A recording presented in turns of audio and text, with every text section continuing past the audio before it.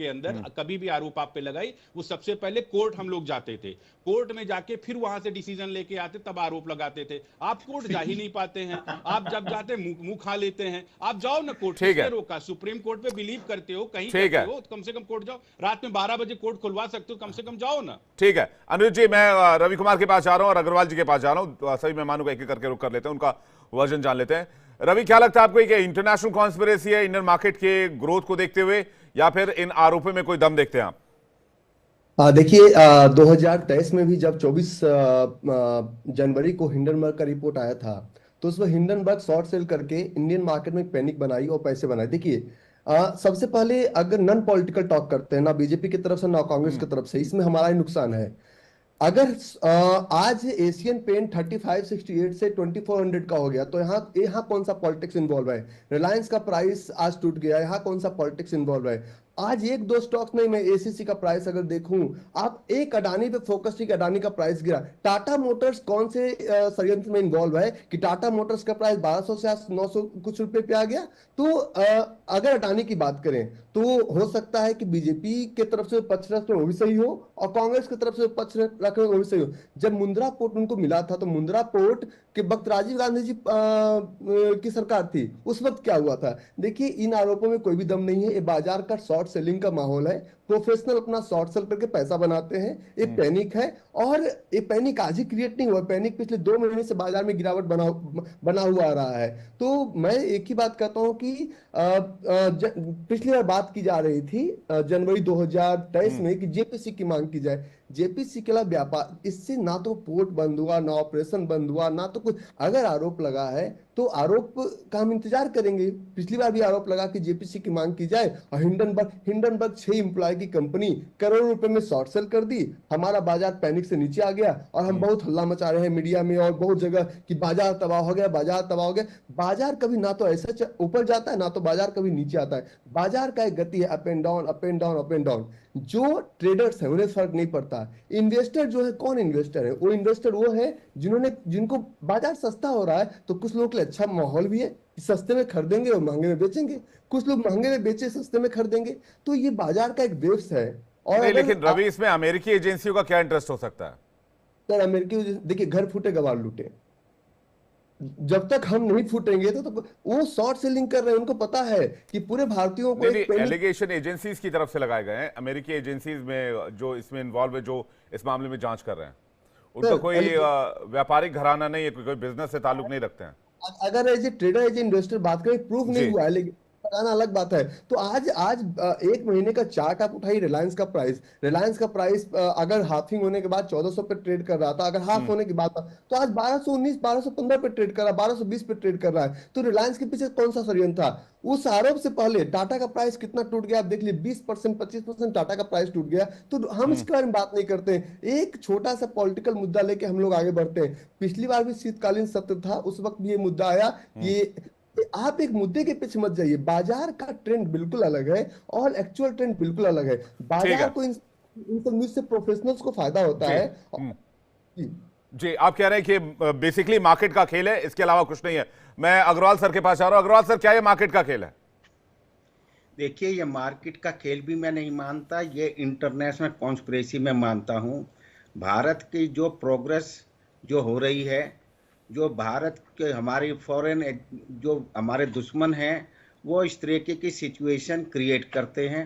क्योंकि यहाँ पर पहले तो 370 ये हटाया गया, इससे दुनिया को बड़ी आग है। फिर सेम सेक्स मैरिज जो है यहाँ पर, ये पता नहीं, हमारे श्रीवास्तव साहब हंस रहे हैं, इनको मालूम नहीं है कुछ भी कि क्या हो रहा है। सेम सेक्स मैरिज का जब ये जजमेंट आया, जितने अमेरिकन और ये जो ये कल्चर को, हिंदुस्तान की पॉपुलेशन को ख़त्म करना चाहते हैं, वो ये चीज़ डेवलप कर रहे थे। जब ये सब इन चीज़ों में फेल हो गए, तब इस तरीके, क्योंकि आज अगर कुछ ऐसी एलिगेशंस आती हैं तो इंडियन इकोनॉमी पे बहुत असर पड़ता है। आज सारे अगर आदमी जो इन्वेस्टर्स हैं सब अपने पैसे मांगने लग जाएं तो इकोनॉमी फेल हो जाएगी। तो इस तरीके की कॉन्स्पिरेसी करी जाती है। और ये जो कह देना, आप भी जो कह रहे थे कि वहाँ के इन्वेस्टिगेटर्स ने करा, इन्वेस्टिगेटर्स हम सब जानते हैं हमारे इंडिया में भी कैसे इन्वेस्टिगेशन एक तरफ की कर सकते हैं। These are allegations. एलिगेशंस में जब प्रूव हो जाता है तभी बात होती है, परंतु माहौल ऐसा खराब करा जाता है ताकि इंडिया की पोजीशन खराब हो, इकोनॉमी जो स्ट्रेंथन है इतनी, वो चीज खराब हो जाए।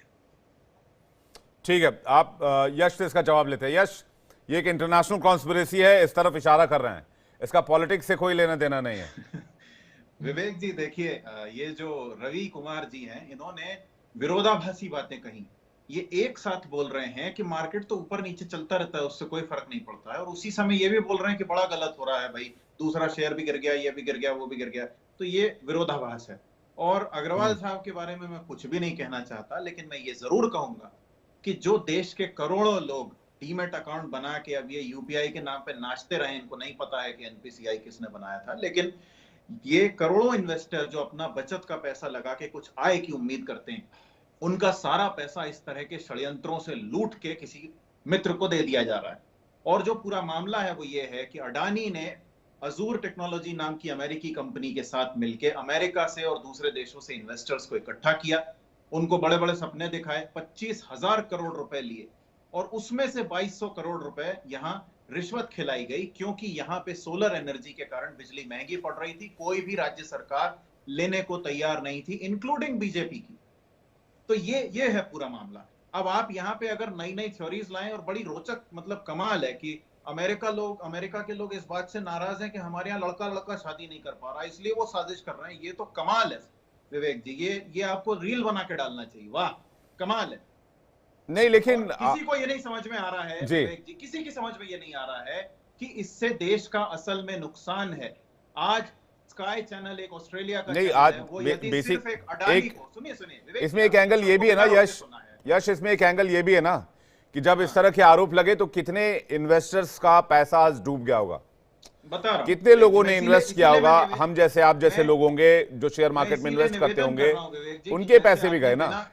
हाँ, जैसे आपने इनको बिना टोके सुना, मुझे भी सुन रहा हूं सर, मैंने जिस तरीके से मैंने आपको बगैर रोक टोक सुना है। यश, इस तरह के प्लीज एलिगेशंस मत लगाइए। अरे एलिगेशन नहीं, मैं तो निवेदन कर रहा हूं विवेक जी, सुनिए।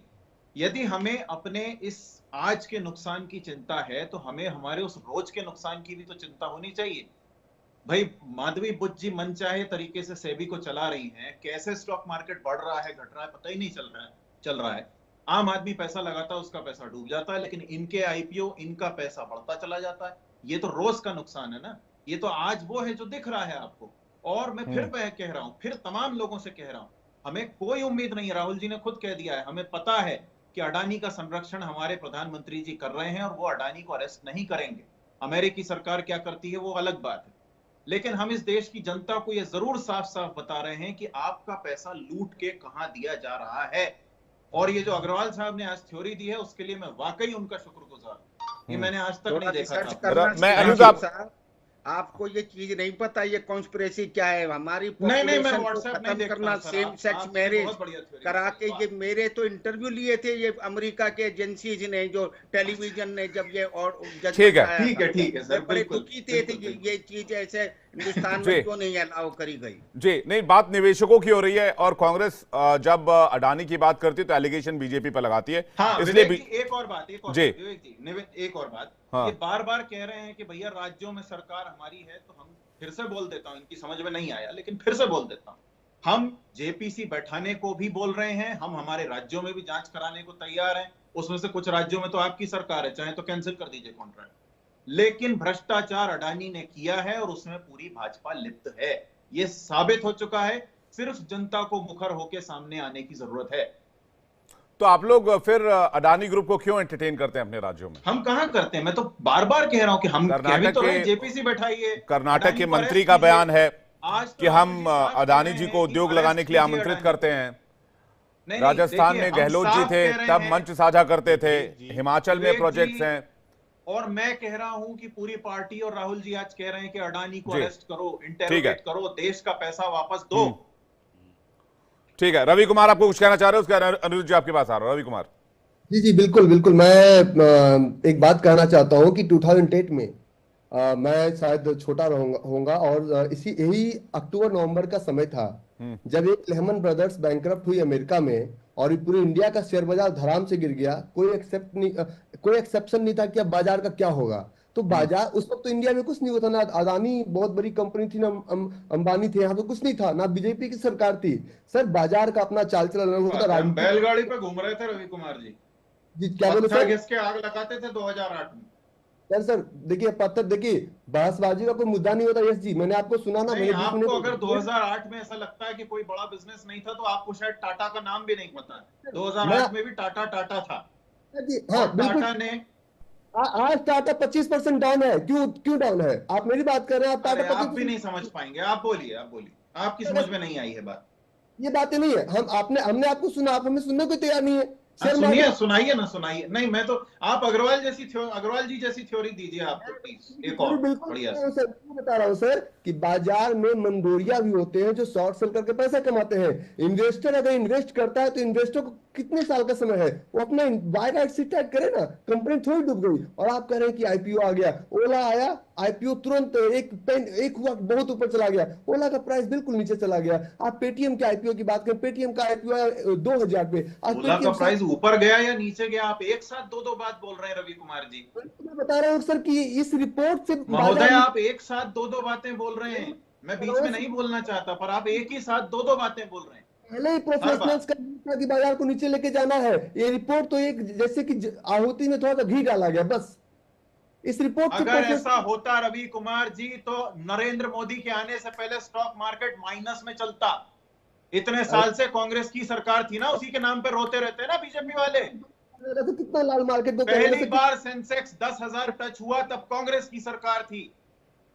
सर नहीं रवि कुमार जी देखिए, हम अच्छी तरह जानते हैं कि ये पैनल यहाँ क्या कर रहा है।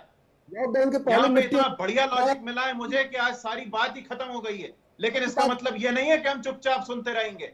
आपने अडानी के साथ मिलके, यानी भाजपा ने अडानी के साथ मिलके देश का पैसा लूटा है। मैं तो भाजपा और कांग्रेस की बात नहीं कर रहा हूँ, आप सुनने को तैयार ही नहीं है। मुंद्रा पोर्ट हमने तो दिया नहीं, मुंद्रा पोर्ट आपने दिया। आप मुंद्रा पोर्ट के साथ तो आप राजीव गांधी जी का भी नाम ले रहे थे शुरू में। राजीव गांधी जी कहां से आ गए उसमें? गहलोत साहब तो भाजपा के मुख्यमंत्री थे, उनके साथ फोटो दिखा दूं आपको मैं?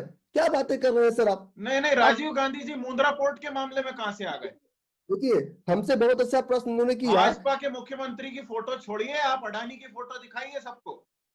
अमेरिका का कोर्ट कह रहा है कि अरेस्ट करो। ऑस्ट्रेलिया का मीडिया हाउस एक आदमी को इस देश का पावर हाउस कह रहा है। ये कोई देश के लिए सम्मान की बात नहीं है। कितना ही बहस कर ले, हम कितना ही बहस कर ले, बाजार की चाल और एक्चुअल चाल दोनों में अंतर है। आप उससे मानने को तैयार नहीं है। बिल्कुल तैयार नहीं है। माधवी बुद्ध जी अगर मामले में लिप्त पाई गई हैं तो हम क्यों मानने को तैयार हो? आम आदमी का पैसा डूबता जा रहा है, अडानी ऊपर चढ़ता जा रहा है। आपको मजाक लग रहा है? आपको क्या लग रहा है रोज जो लोगों का पैसा जा रहा है, ये क्या देश की वृद्धि हो रही है? देश नीचे जा रहा है इससे। डूब गई, एयरटेल डूब गई। सर किस दुनिया में जी रहे हैं सर? ये सब आप किस दुनिया में जी रहे हैं? अडानी ने कौन सा ऐसा आविष्कार किया है या क्या किया है जो इतना बढ़ गए? और सरकारी संपत्ति क्यों दी गई अडानी को? हमने तो कभी नहीं दी सरकारी संपत्ति। पूछिए ना, हमने अडानी को दे दिया और टाटा को दे दिया, हमने तो कभी नहीं किया। आप स्टॉक मार्केट को अडानी की रिपोर्ट से और आज की रिपोर्ट से क्यों काउंट कर रहे हैं? दोनों दो चीजें हैं। क्यों नहीं करेंगे? जब हमें बात पर इतिहास सुनाया जाता है तो हम क्यों नहीं सुनाएंगे? हम तो आज की बात कर रहे हैं कि जब अमेरिकी अदालत अडानी के लिए अरेस्ट वारंट इशू करती है बाजार के समय बाजार का साइंस अलग होता है और एक्चुअल साइंस बिल्कुल पूरी तरह से अलग होता है। आप दोनों रेगुलेटरी बॉडीज के पास रवि कुमार जी एफबीआई के लिए कोई जवाब क्यों नहीं है? अच्छा एफबीआई इतनी लंबी जांच कर सकता है तो हमारी एजेंसियों ने क्यों नहीं की? आज के 1 महीने पहले रिलायंस के प्रति कौन सा निगेटिव न्यूज था? रिलायंस आज क्यों टूटा हुआ है? नहीं देखिए, मैं स्टॉक मार्केट में पैसा लगाने नहीं बैठा हूं, मैं आज के मुद्दे पर। ठीक है, लेट मी इंटरवीन। आप दोनों स्टॉक मार्केट और पॉलिटिक्स को मिक्स कर रहे हैं।